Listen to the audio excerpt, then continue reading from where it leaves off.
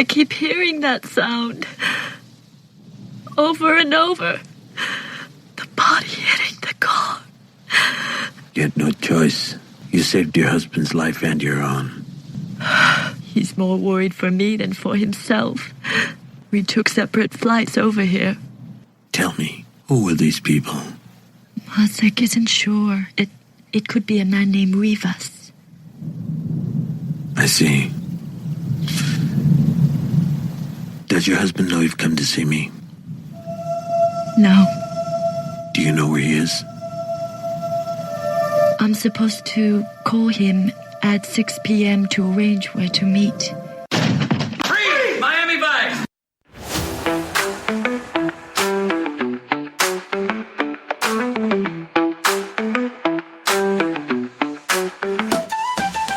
Vice of Miami podcast, season 5, we're back at last. With Mark and Tim on the mic, they're bringing heat, they're bringing hype. Guest stars going through, oh what a ride. Deep dives in music, let the rhythm guide. Welcome to the Vice of Miami podcast. I'm your host, Tim, alongside my co-host, Mark, and we're thrilled to take you on a journey through the iconic 80s series, Miami Vice. Each episode, we delve into the gripping world of detectives Sonny Crockett and Rico Tubbs and the Vice team, reviewing every episode and uncovering the dark storylines, unforgettable guest stars, and the electrifying music that turned Miami Vice into a cult classic. From trivia and fun facts to the occasional goof, we're here to provide a fresh and engaging perspective, whether you're a longtime fan or new to the series. So sit back, relax, grab your favorite beverage, and join us on show number 99 as we explore Season 5, Episode 3, Heart of Night. And Tim, this episode is written by James Beckett, directed by Paul Krasny. The original air date, November 18th, 1988. It is the 93rd episode overall, and we've got a production code of 63904-03. And our plot, a drug dealer is trying to kill Castillo's ex-wife and her current husband, and Castillo risks all to protect her.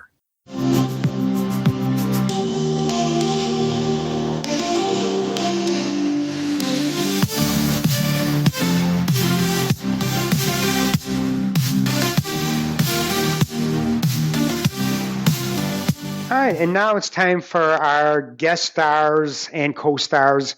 And for this episode, we're focusing on Rosalind Chow as Mei Ying, born September 23rd, 1957, in Anaheim, California, is an American actress best known for roles as Soon Lee Klinger in the TV series MASH and After MASH. Diego O'Brien in the series Star Trek The Next Generation and Star Trek Deep Space Nine. Chow began her career on television, where most of her roles would be performed, in a 1970 episode of Here's Lucy. She also appeared on Max Headroom, Different Strokes, West Wing, and This Is Us, to name some roles. Chow's movie career began with 1980's The Big Brawl, then there was Denial, Love Affair, Mulan, and more movies she appeared in. Chow married voice actor Simon Templeman in 1989.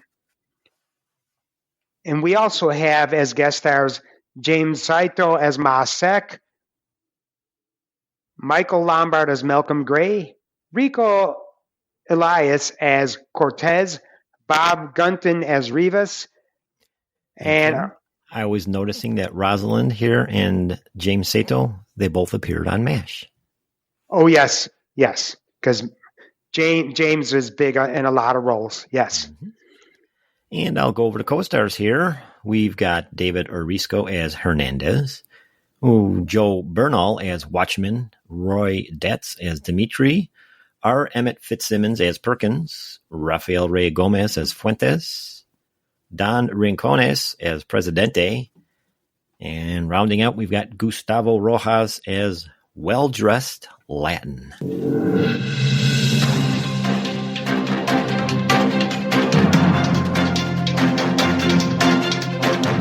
And now for some Miami Vice in the news. Actress Rosalind Chow Mei Ling will appear in the film Freakier Friday, which is set to be released by Disney on August 8th of this year.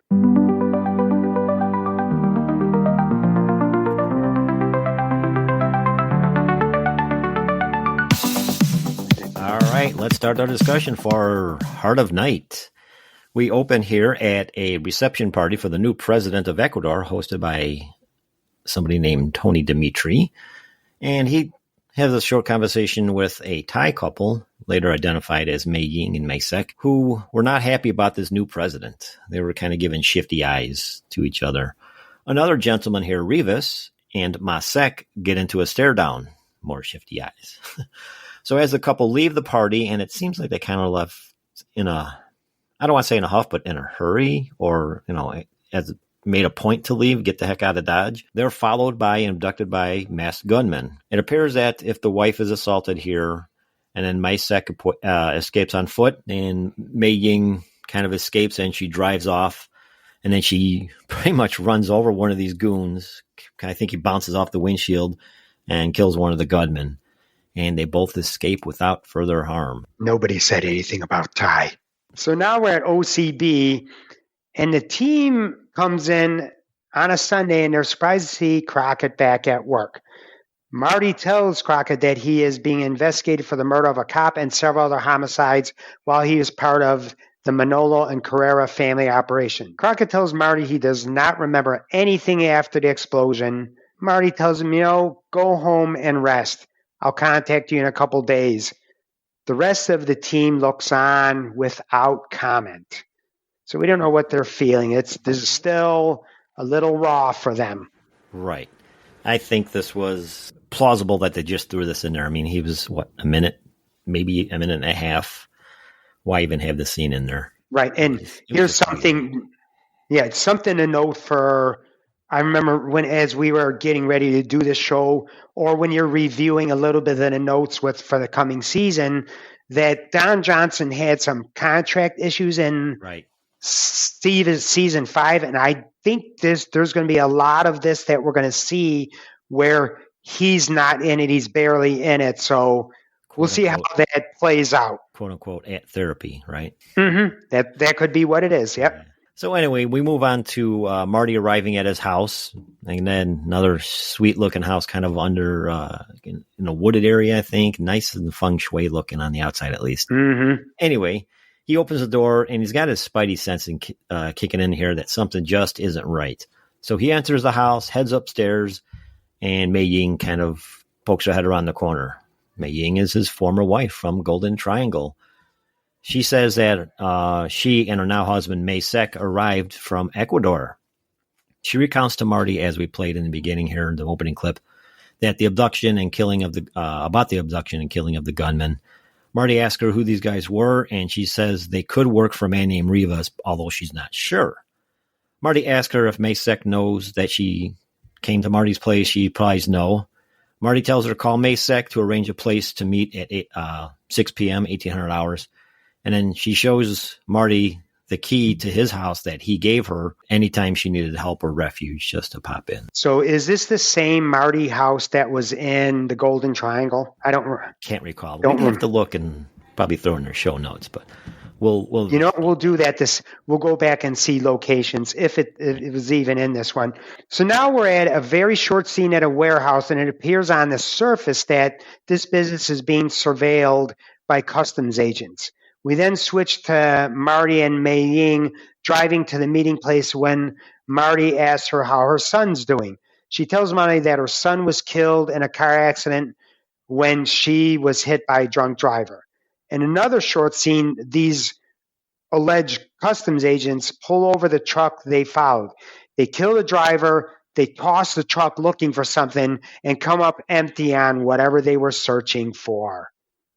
The plot thickens. Dun, dun, dun. So now we are at a hotel, and right away I knew this was a Embassy Suites. If you know Embassy Suites, they have the courtyard in the middle, and it's all very lush in vegetation and stuff like that, and it's really nice. Nice atrium. Yep, nice atrium. So Marty and Mei Ying arrive here, and they're going to meet up with Mei Sek. And it appears that someone's watching them from an upper floor balcony. Marty is doing his, scanning his eyes back and forth. And then Mei Ying sees Mei Sek, who motions her to stay and have Marty come forward to speak with him. So Marty goes up to him and he tells Marty that it must be hard for him to help his former wife's current husband. He tells Marty that his boss, Malcolm Gray, asked him to deliver a package to Rivas. The next day, Rivas visits Mei Sek and tells him that the contents of the package is not what he was supposed to get. So apparently Mei Sek here was set up. He didn't know what was in the package. He tells Marty that. And when he tried to call Gray, Gray didn't return his calls and was unavailable to speak. A little too convenient. So Marty tells Mei Sek that he will talk to Gray, and then Mei Sek is concerned that Rivas's guys are everywhere, kind of hunting him down, which would be logical. Suddenly, wouldn't you know it, it's a Miami Vice episode. We got some gunfire breaking out in the lobby, and Mei Ying is caught in the middle. Marty drops one of the gunmen and finds Mei Ying unharmed, and Mei Sek pretty much gone, like a fart in the wind, huh, Tim? Yep. So now we're back at OCB, and in a briefing, Marty tells the team that the thug he killed was Alberto Fuentes, who was a soldier in the Enrico Rivas family. Marty tells them he wants Rivas found. Stan reports that Gray runs Phoenix SA, which is an import-export business of which a truck was stolen and a driver killed. The truck manifest revealed the shipment to be toy birds. However, the day before, this same truck picked up a shipment from Ecuador. And then we find Marty paying a visit to Malcolm Gray. They both know each other from their days back in Bangkok. Malcolm tells Marty he works in the private sector these days, and Marty asks him about Mei Sek, and Gray acts like he doesn't know him. Phoenix SA import-export, but I imagine you know that already. I try to keep up. I thought you were still active in the Southern Hemisphere. Oh, I am. But only in the private sector these days. You had a Thai by the name of Ma Sek that worked for you in Ecuador. Martin, a lot of people work for me. I only wish I had the time to meet them all. You made this man your personal envoy. I'm afraid that's classified, Martin. Is Ma Sek a player? He's married to my ex-wife. I want to make sure she stays alive. So Marty's calling him Ma Sek. We've been saying Mei Sek, so from now on we'll call him Ma Sek. I also want to call the import-export company Vandalay Industries. Vandalay Industries. Vandalay Industries. Vanda who? You're wrong. We're moving to Del Boca Vista. We digress, people, but if you know, you know. Maybe that's the next podcast we'll do. You know what? I like that idea, Mark. Giddy up, Jerry. Anyway, back at Marty's, he and Mei Ying have a conversation, and then Marty tells her that he believes Ma Sek works for the CIA. Judging by her reaction, Mei Ying already knew this, but tells Marty she's not involved in his operations. And this is where I kind of already thought, okay, something ain't right with this Ma Sek dude. Something just isn't... Something's more than what it seems. So Marty asked why she didn't tell him, and she said when Marty was DEA, she did not share what he did with anyone else. So she got a good point. She tells Marty that she loves Ma Sek, and the next morning, Mei Ying had made tea for her and Marty, and then Marty tells her to stay put as he's going to leave her a protection detail at the house. And then Marty asks her if Ma Sek said anything about planes or ships or anything like that. And she questions why Marty thinks Ma Sek is involved in the Rivas operation. Well, he's kind of involved because he had a package that didn't have what it was supposed to have. That's at least what we're supposed to be thinking. But Marty already knows there's already a twist on this. So we'll see how it pans out. And we got to remember, Ma Sek told Marty about that outside of Mei Ying's presence. So she may not know that he was connected to Rivas. Right. So later on, Trudy is with Mei Ying at Marty's house, and then we see Ma Sek calling from a phone booth to Marty's.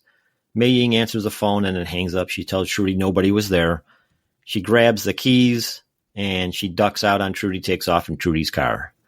And wouldn't you know it, she's being followed by Revis's guys who, wouldn't you know it, abduct her. Now we're at OCB, and Tubbs tells Marty that Mei Ying was abducted, was snatched. Trudy tells him that she blew it. Marty asks about the phone call Mei Ying answered. They presume it was Ma Sek.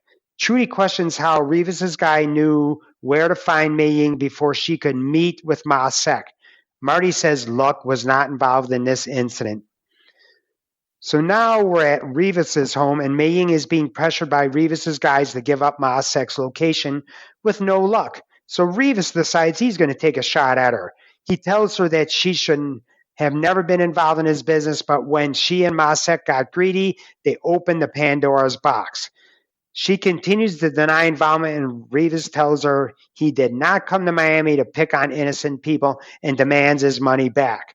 He slaps her around and wants Ma Sek's location. You shouldn't have to be here at all. A girl like you should never have been exposed to my world. But when you get greedy, you open Pandora's box, and all the monsters come out. I did nothing. My husband did nothing.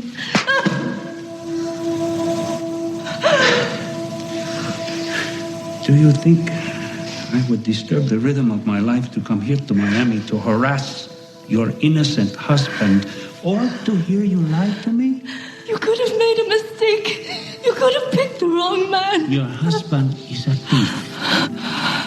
He stole my money. He didn't steal anything. He's a good, decent man. He's not like you. So now the scene switches to Marty waiting in Malcolm Gray's office when he enters. Marty demands the return of Ma Sek. Gray reaches for a gun in his desk drawer, and Marty slams it shut on his arm. Gray tells him that Revis's location is classified, so Marty just keeps slamming that door and almost breaks his arm before Gray tells him that Revis's house is somewhere in the Harbor District. And isn't this Marty does something to the gun? He like takes a pen and does something like to the gun to disable it or something. I forgot what he was doing, but yes, I think he pulled the gun apart. Yes, yeah, it's pretty slick. But he left it for him. So anyway, back at Revis's, he continues to pressure her for the location where she's supposed to meet Ma Sek. And it appears as one of Revis's guys raped her, which caused her to give up the location. She's definitely disheveled. She's supposed to meet with Ma Sek at Warehouse 4 at 1900 hours.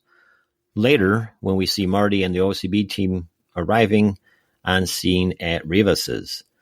So now at a Chinese restaurant, Ma Sek meets with Gray and his business partner named Perkins.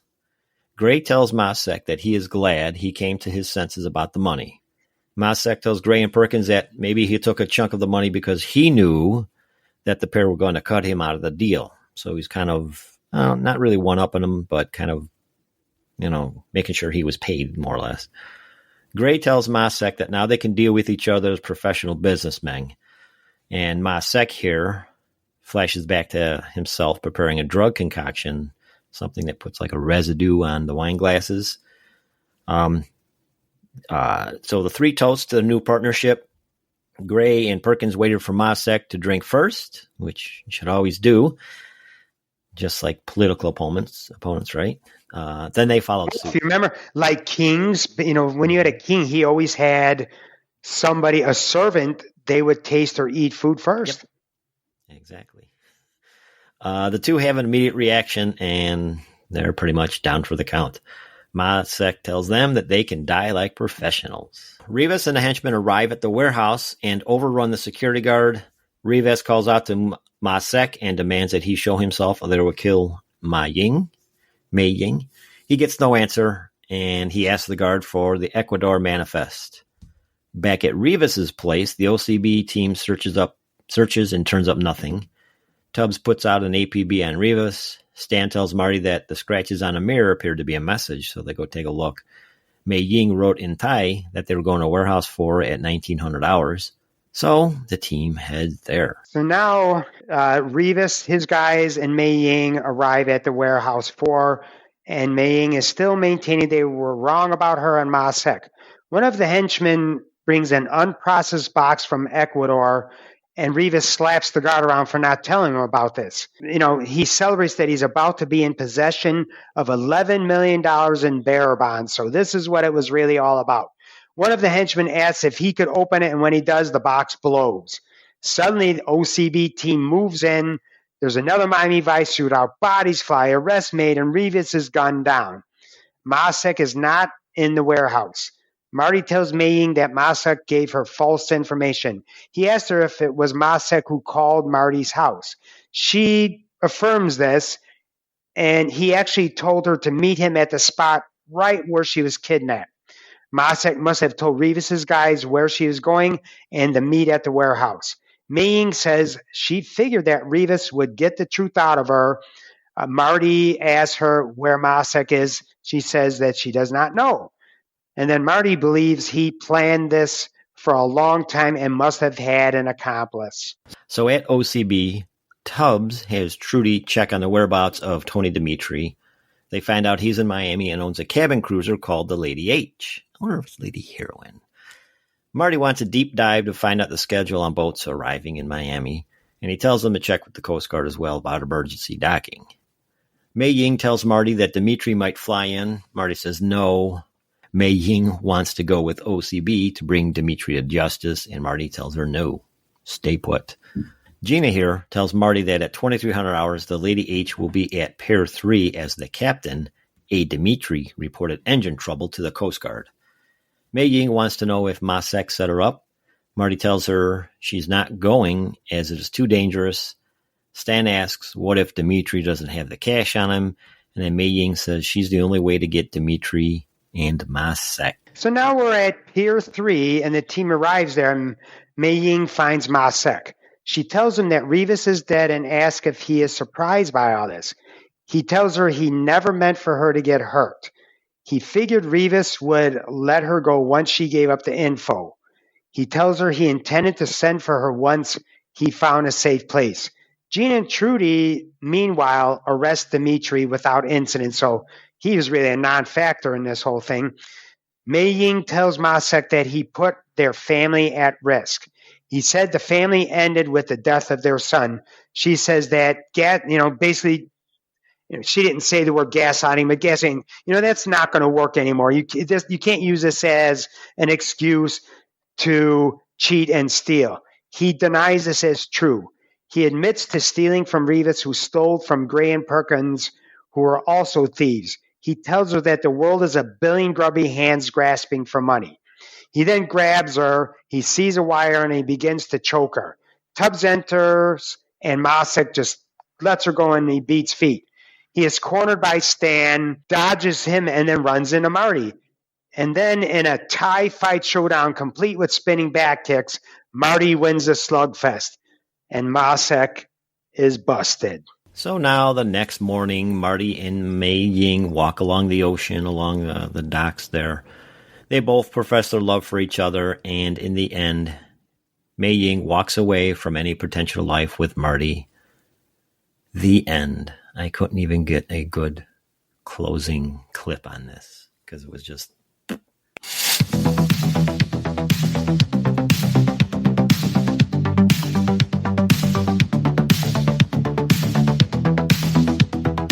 All right, time for the ratings. IMDb gives this a 7.3. Tim, what do you think?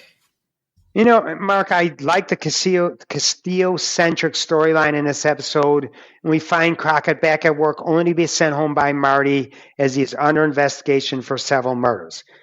Castillo is torn when his former wife appears in Miami seeking help for herself and her husband, Masek. There was good police work throughout the plot. Then it ended with a tie street fight between Marty and Masek, and eventually Masek was knocked out cold and then arrested. I would probably rate this episode at no more than a 7.5, but really probably around that 7.3. To me, the plot fizzled a little quickly with the absence of Crockett because they totally set that backstory aside, obviously because it was Marty-centric, but maybe they could have done a little bit more with that. In a scene at OCB, the team was still lukewarm to Crockett as he is trying to navigate being back in a world of crime fighting. I think there should have been a little more exploration about his return to OCB. As I said, it's not a bad story, but it lacked the flair of the Golden Triangle. I agree. Definitely wasn't Golden. Which was another spinning back kick tie fight. Definitely not a Golden Triangle Marty-centric episode for sure. I agree. 7.3 kind of being sufficient. When I was watching this, I texted you. I mean, it started off kind of slow and blah. Nothing.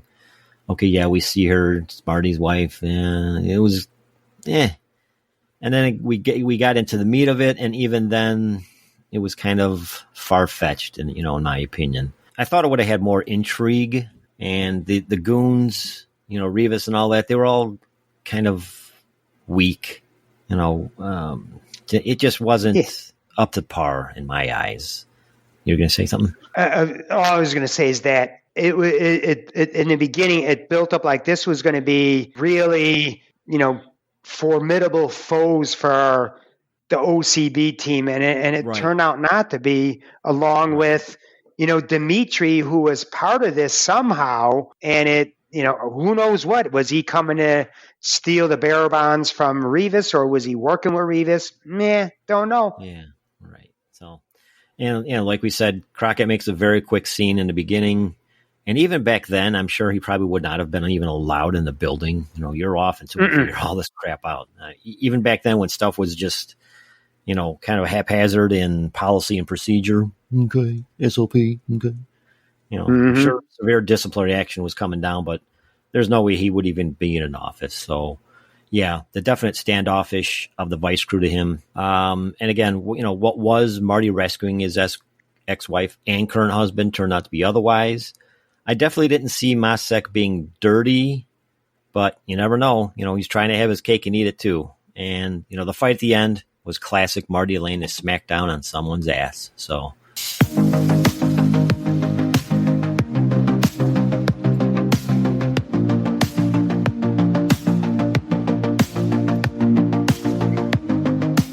So now some music for this episode. First up, we have Blood Money by The Church. And that's where Masek and Mei Ying caught by Rivas's guys, and Mei Ying takes Castillo to see Masek. Next is The One by Joe Cocker, and that's when Castillo and Mei Ying talk. The Kiss by The Cure. Mei Ying gets chased and kidnapped. And then Dark Truths by Joan Armatrading. And that's when Castillo and Mei Ying part ways. And we don't have any credited Tim Truman music showing up.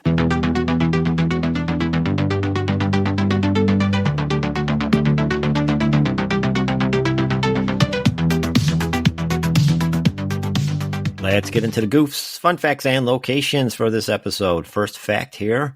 Trudy recalls the events of the Dutch oven when talking to Mei Ying about how Castillo defended her when she had her first shooting of a subject. Our first location is Villa Vizcaya, and it returns. It is 3252 Miami Avenue in Coconut Grove. And this is the Ecuador scenes also when Castillo and Mei Ying embrace at the end. And a goof. Once again, as in Hostile Takeover, when Castillo is questioning Crockett at OCB in the opening scene, he refers to Detective James Hagovich as James Yagovich. It's unknown why this name pronunciation changes for mirror image occurs. So, continuity director on that one screwed up. Yep.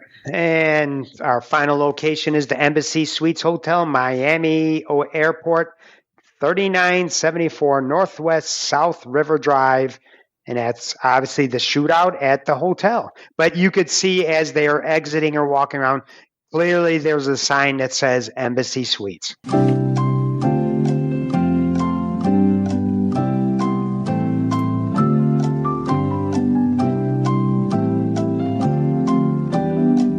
Let's check out the trivia for this episode. Last episode, we asked, when Crockett is back at OCB and being pressed by Tubbs, what does he refer Crockett's yellow sheet to? He said, your yellow sheet makes Dillinger look like Bambi. Thanks to Everglade73 on Instagram for answering. He came close enough. He said yellow legal pad, so we'll give him that one. And really quick, Tim, I'd like to give a quick plug kind of to Everglade 73. His son, he does music for his son's podcast, James Bader. It's called Never Tell Audio. It's on Spotify and YouTube only that I can see. It's basically a short original story podcast that's a horror anthology. So he comes up with a subject and kind of runs with it. It's maybe 15, 20 minutes, 25-ish, around that. Looks like it's a few episodes in, and it's pretty good. Check them out. Never Tell Audio, and Everglade 73 does the music for it. Tim, what do you got for this question? So for this episode's question, at the warehouse, which is named Phoenix SA, we see boxes on a forklift. And in addition to the name of the company, Phoenix SA, what else is written on the boxes? And for a bonus question, well, I can't do a bonus question. Yeah, you can't do a bonus. When I wrote this, it would be giving up the first one. So scratch that, people. Work with me here. So again, in addition to the name of the company, what else was written on the boxes? And whatever's written on the box, in addition, your bonus question is, what does that mean? What is the English translation of that word? There we go. We got it, Mark. We'll figure it out sooner or later. We will. We've only been doing this for almost into 4+ years now, but what the heck. You can post your answers on this episode's Facebook post, or you can email us at miamivice@duck.com.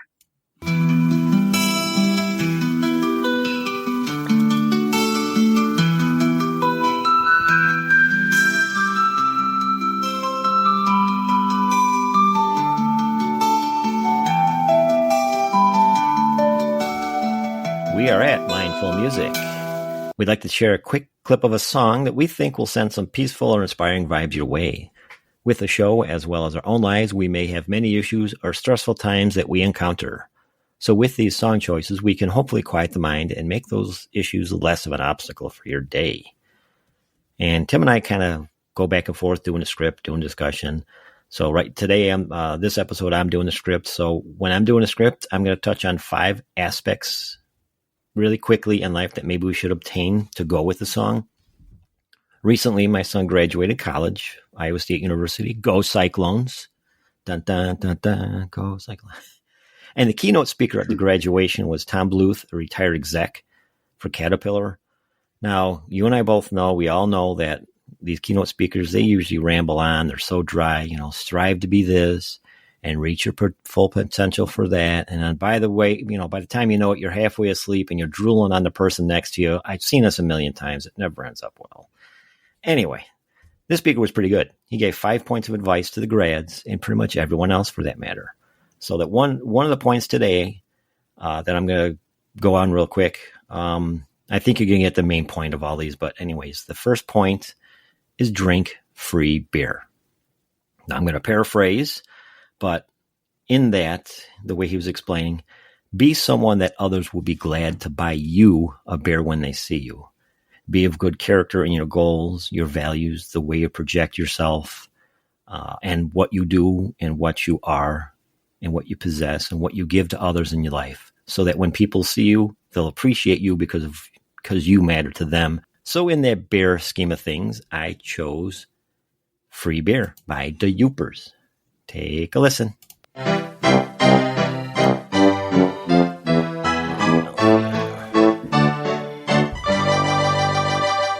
Some guys like that bottled beer, some like it in a can.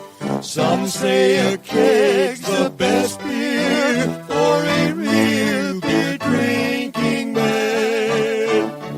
Everyone has their favorite, but one thing we agree, the greatest beer in all the world is the one we drink for free.